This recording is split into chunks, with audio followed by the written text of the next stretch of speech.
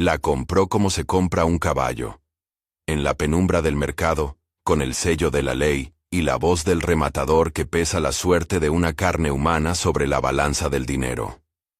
La compré para mi hijo, dijo el coronel Domingos Ferraz, con la suficiencia de quien cree que los nombres y las vidas caben en el papel sellado de una escritura. Y así, con una frase que debía ser un regalo, comenzó la historia que nadie imaginó que terminaría en llamas. Cuando la carreta detuvo su crujido frente a la casa grande, el sol de la tarde recortó la figura de Luanda contra las hileras de café.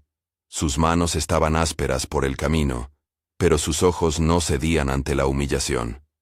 La facenda respiraba un orden que tenía el latido de la violencia. Los trabajadores se apartaron, los perros callaron, y Rita Perpetua, la esposa del coronel, observó desde el umbral con la dureza de alguien que aprendió a medir las ofensas en silencio. Manuel, el hijo para quien supuestamente venía el presente, miró a Luanda con desinterés y un gesto de niño que recibe algo incomprensible. Nadie, sin embargo, le entregó a él la posesión anunciada. Domingos la retuvo como quien incauta una tela preciosa y no sabe qué hacer con el brillo. Al principio fue la posesión en las pequeñas cosas, un cuenco distinto, una habitación contra la pared trasera, una voz que llamaba su nombre con la autoridad de quien cree que aquello que compra puede también moldear la voluntad. La obsesión del coronel no nació de ternura. Era una necesidad de control que tomó la forma de deseo. No hubo promesas amorosas, sino posesión persistente, miradas que medían, toques que no preguntaban. Rita Perpetua sintió la intrusión como una sombra, no gritó. En la casa grande las mujeres aprendían que el silencio a menudo era la estrategia más certera. Los otros esclavos miraban de reojo, algunos con miedo, otros con una especie de admiración silenciosa por la compostura con la que Luanda se movía. Ella no se dejó quebrar en la superficie. Dentro, sin embargo, todo era cálculo. Si esta historia te conmueve, déjame un comentario. ¿Crees que la justicia puede nacer del más pequeño acto de valentía? Y si te toca, deja un like para que esta memoria llegue a otros. La facenda funcionaba por el mecanismo de la rutina y la opacidad. Domingos gobernaba con un doble lenguaje. Leyes, escrituras, presencia en la comarca, y por debajo de eso, favores comprados y papeles que se guardaban en una gaveta con llave. Había fiestas en las que los hacendados bebían su impunidad. Había siestas largas donde los sirvientes plegaban el cuerpo al oído de la noche. Luanda aprendió a escuchar aquella casa como quien aprende a oír un reloj. Los pasos que significaban llegada de cuentas, las voces que discutían nombres y fincas, el ruido metálico del lacre que cerraba una fortuna. Ella atendía las mesas, servía el café, secaba copas con las manos que recordaban el tacto de la libertad como una palabra lejana. Pero la verdadera lección que la vida le dio, no vino de la casa grande sino de la senzala, donde había quien compartía secretos como quien deja caer semillas. Fue Benedito, un hombre de mirada paciente, quien le enseñó las primeras letras. No en un salón con libros, sino con migas de papel y trazos dibujados en la tierra, con la paciencia de quien ha aprendido a ocultar la enseñanza. Las letras son armas si sabes usarlas, le dijo una tarde en la penumbra, y Luanda prestó atención como quien escucha una estrategia. Otros a su alrededor le mostraron cómo leer un sello, cómo reconocer un nombre repetido en los mismos formularios, secretos pequeños, utilidad para el tiempo correcto. Esa utilidad llegó una noche en que la casa estaba llena de hombres, contadores, un tabelión discreto a quien el coronel recurría con cierta regularidad, y el padre Esteban, quien venía a hablar de las almas pero a veces también escuchaba los negocios. La mesa tenía documentos extendidos, antiguas escrituras que sonaban como poemas de propiedad cuando los nombres se repetían una y otra vez. Luanda servía el café, y a un gesto que fue a la vez casualidad y destino, dejó caer una servilleta entre los papeles. Mientras se agachaba a recogerla, su mano rozó la gaveta abierta. Un borde de cuero, un sello que relucía. Una hoja medio oculta con un nombre que no correspondía a la tierra que se discutía. Fue suficiente. El papel llevaba el sello de una firma que no era del verdadero heredero. Había registros de compra de lotes de fincas, que según alguien que Luanda había oído nombrar entre susurros, un tal José dos Anjos, habían sido arrebatados a familias más pobres por medio de documentos alterados. Había márgenes en blanco que sugerían añadidos. El lacre tenía un corte curioso. Luanda guardó la imagen del sello dentro de su memoria como quien esconde una llave. Ella no sabía el lenguaje jurídico, pero reconocía patrones. Sabía que aquello no era casual. Era la hebra de una red de fraudes que sostenía la fortuna de Domingos. El conocimiento encendió su estrategia. No buscó venganza inmediata porque sabía que la imprudencia era la forma más segura de volver a la cadena.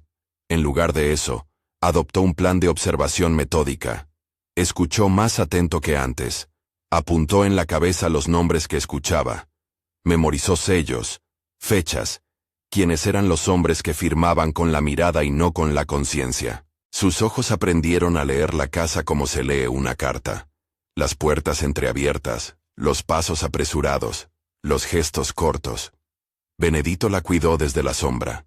Entre ambos, como un pequeño conjuro, tejieron la idea de que la verdad podía ser una defensa. Hubo un momento en que la verdad se volvió demasiado pesada para llevarla sola.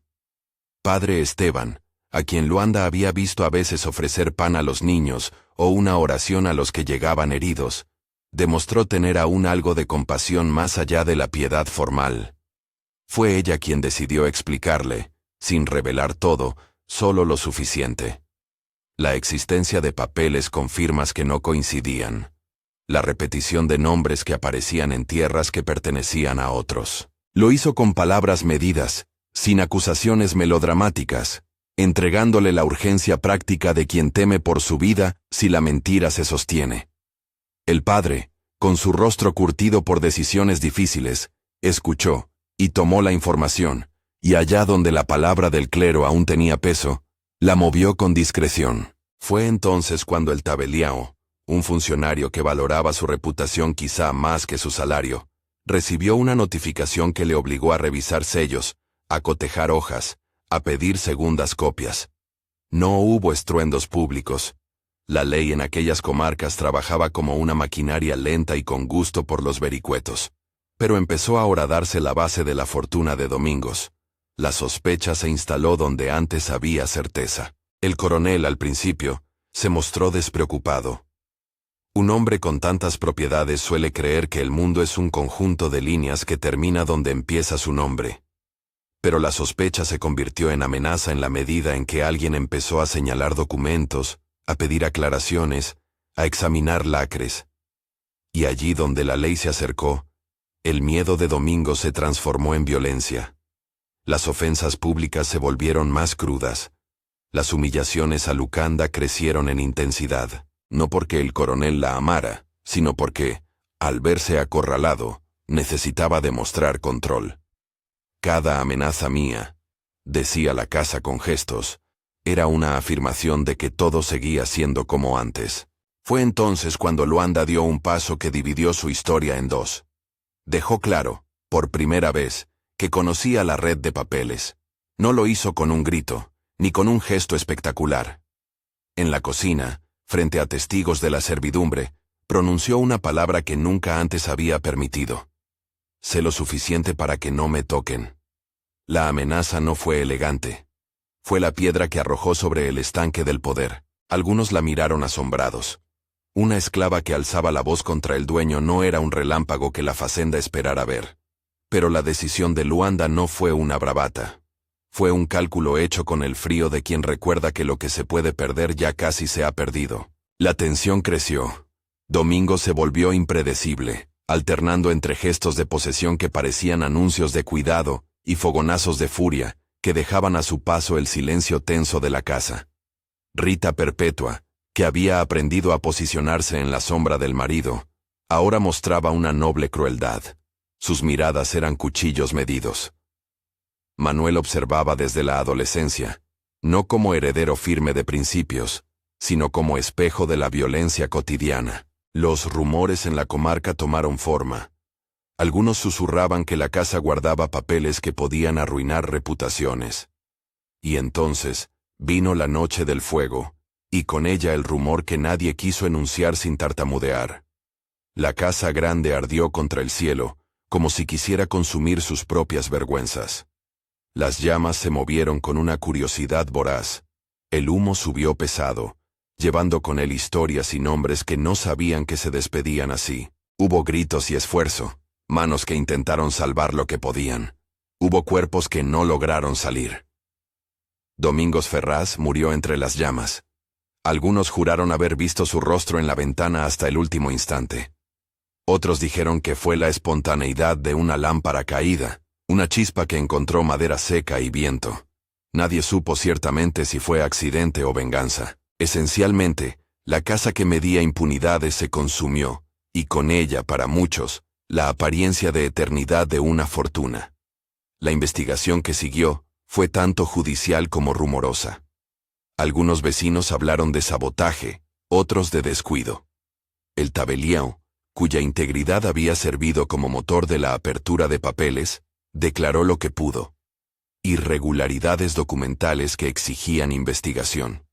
La ley, sin embargo, en aquellos días, tenía la lentitud de un animal viejo y la capacidad de ser corrompida por quienes aún conservaban influencias. En los meses que siguieron, la fazenda se resquebrajó. Acreedores, antiguos socios, y la propia necesidad de pagar pérdidas provocaron que la tierra y sus gentes pasaran al leilão. El leilão fue una escena que devolvió la humanidad a la forma de mercancía.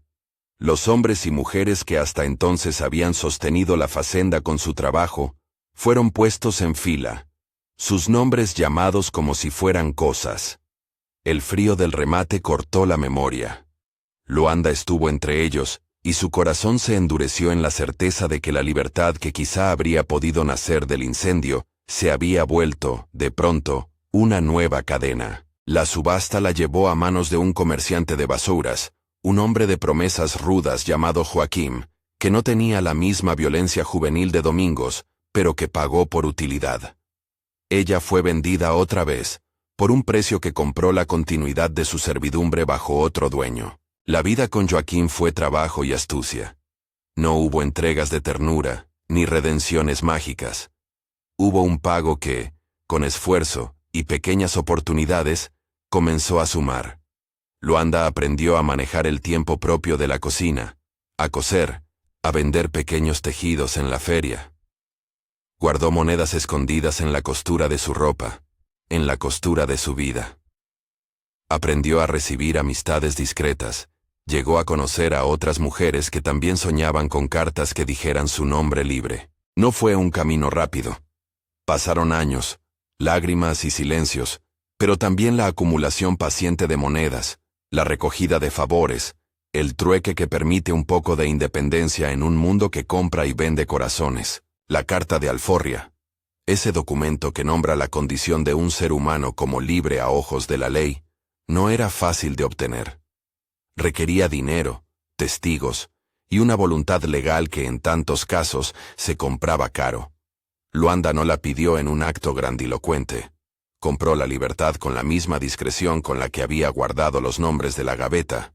Poco a poco, con paciencia y estrategia. Cuando por fin tuvo la firma que buscaba, no la alzó como trofeo. La sostuvo como quien sabe que la auténtica batalla apenas comienza cuando la ley reconoce tu nombre. En Basouras, ya con papeles en regla y con la certeza de su propio cuerpo, Luanda no vivió en la exaltación de la revancha. Eligió la reconstrucción. Empezó a ayudar a mujeres que llegaban sin documentos, a ofrecer refugio a quienes huían de explotaciones, a ser la mano que conoce el camino de la feria donde se puede vender con cierto margen. Enseñó a leer a otros, no desde la imposición, sino desde la caricia del conocimiento que ella recibió entre sombras. Benedito, cuya existencia había sido una piedra de apoyo, siguió a su lado en la medida que la vida permitió. Murmuraban juntos, a veces con amargura, pero también con la fuerza de quien salva nombres del olvido. Nunca proclamó que el fuego había sido su obra. Esa ambigüedad la protegía y la condenaba al mismo tiempo. La comunidad, por su parte, tejió versiones. Algunos la vieron como una heroína que pagó con su libertad una traición, otros la miraron con recelo, incapaces de perdonar la fuerza de una mujer que cambió las reglas. Luanda, sin embargo, mantenía la misma ética que le había permitido sobrevivir. No buscaba la celebridad de la expiación, sino la continuidad de la memoria. Reunía a quien quería escuchar en su casa de basuras y contaba nombres. No es para vengarnos, decía en voz baja, es para que sepan que respiramos aquí. Y así, con cuidado y rigor, citaba fechas, mencionaba apellidos, enseñaba el modo en que un sello falso podía arrancar la tierra a su verdadero dueño. Su vida quedó marcada por paradojas contundentes. No buscó convertir la violencia en una justificación para más violencia. Su mirada hacia la casa grande, y sus llamas fue de ruina y de enseñanza. ¿Fue venganza o justicia la que terminó con Domingos? La pregunta quedó flotando como una columna de humo. Lo que nadie pudo negar fue que la verdad, una vez sembrada, abonó la posibilidad de un giro en el destino. No para todos, y no sin dolor. Los años le dieron a Luanda una paciencia profunda. Fue la guardiana de una memoria que muchas veces la comarca quiso olvidar, porque recordar implicaba admitir culpas. Con la experiencia, organizó una pequeña red informal que ayudaba a formalizar solicitudes de libertad, que conectaba a testigos, que enseñaba a reconocer la falsedad de un lacre. No prometía salvaciones fáciles, lo que ofrecía era una guía. El saber cómo escribir el nombre propio, cómo buscar un tabelião íntegro, cómo reconocer un sello que miente. En esas enseñanzas, la utilidad de las letras que aprendió en la senzala encontró su propósito. La ambigüedad que rodeaba la noche del incendio se convirtió en un tema de conversación que alimentó la memoria colectiva. Algunos, fuera de la facenda, se atrevieron a declarar que la caída del hombre había sido inevitable por la acumulación de sus crímenes. Otros insistieron en que el fuego solo había sido un accidente cruel que se cobró lo que estaba a su paso. Luanda nunca buscó erigir un veredicto público. Prefería recordar a quienes habían quedado dispersos en los remates, a los nombres que no deberían perderse, a las voces que merecían ser nombradas. Con gratitud tenue, mencionaba al tabelião que no se dejó comprar del todo, al padre Esteban, que mostró una compasión más allá de la formalidad, y a Benedito, quien fue su escuela en la noche. En su vejez, paseaba por Basouras con una calma que no era entrega sino propiedad de los días que había ganado. Las manos que un día sirvieron tazas finas, ahora sostenían hojas donde apuntaban nombres para que los nietos de los viejos recuerden quiénes fueron sus ancestros. En verano, cuando la ciudad se llenaba de vendimias y las voces se enjuagaban en la plaza, ella organizaba tertulias en su patio. Sentaba a quienes querían aprender a firmar su propio nombre. Enseñaba cómo mirar un documento, explicaba por qué ciertos papeles eran trampas. No había consuelo en convertir la violencia en mito, pero había dignidad en nombrar. Su legado fue, sobre todo, práctico y ético. No una ley que borrara el pasado, sino una práctica de memoria que resistiera al olvido. Quienes llegaron a ella, encontraron no solo compañía, sino estrategias. Muchos obtuvieron cartas de libertad con su ayuda. Otros, simplemente, encontraron un oído que los recordaba por su nombre. Luanda sabía que la justicia histórica rara vez llega en forma clara o puntual. Lo que sí podía ofrecer era la transmisión de un saber que impedía que las mismas trampas se repitieran. No dejes que el nombre que te dieron sea el único nombre que tengas, decía a las jóvenes. Y allí se concentraba toda su enseñanza. El nombre propio como llave para reconocer el mundo. La historia de la Casa Grande, del leilão y del incendio, se volvió una leyenda en la comarca. Pero las leyendas suelen consumir verdades. Por eso Luanda insistió en las fechas, en los sellos, en los nombres. Su memoria no era rencor, era un deber. Dejó al morir una pequeña libreta que pasó de mano en mano, llenándose de firmas pequeñas, de remembranzas, de testimonios de personas que habían sido ayudadas. No proclamó en su último aliento que había sido una heroína. Simplemente demandó que no se olvidara a quienes se habían quedado en la sombra.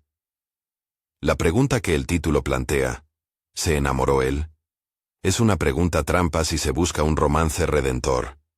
Lo que ocurrió fue distinto.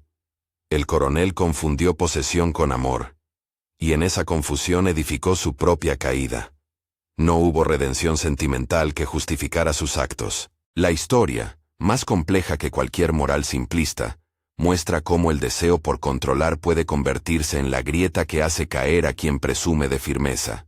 Y Luanda, por su parte, no vivió la narrativa de la víctima que espera el rescate. Se convirtió, paso a paso, en la mujer que aprendió las reglas del juego para poder cambiarlas. Cuando se cuenta lo que pasó con la casa grande, con los papeles y las llamas, conviene recordar que las grandes transformaciones no siempre nacen de gestos gloriosos, sino de la acumulación de pequeños actos. Una letra aprendida en la tierra, una servilleta que cae sobre una gaveta, una conversación con un hombre de fe que aún cree que la ley puede estar al servicio de la verdad. Esos pequeños actos son los que, con el tiempo, construyen redes de memoria que sostienen a los sobrevivientes. Si esta narración te hizo pensar en historias de tu propia familia, compártela y ayúdanos a mantener viva la memoria de los que fueron silenciados. Suscríbete para que estas voces no se pierdan. Contar y recordar es, en sí, un acto de justicia.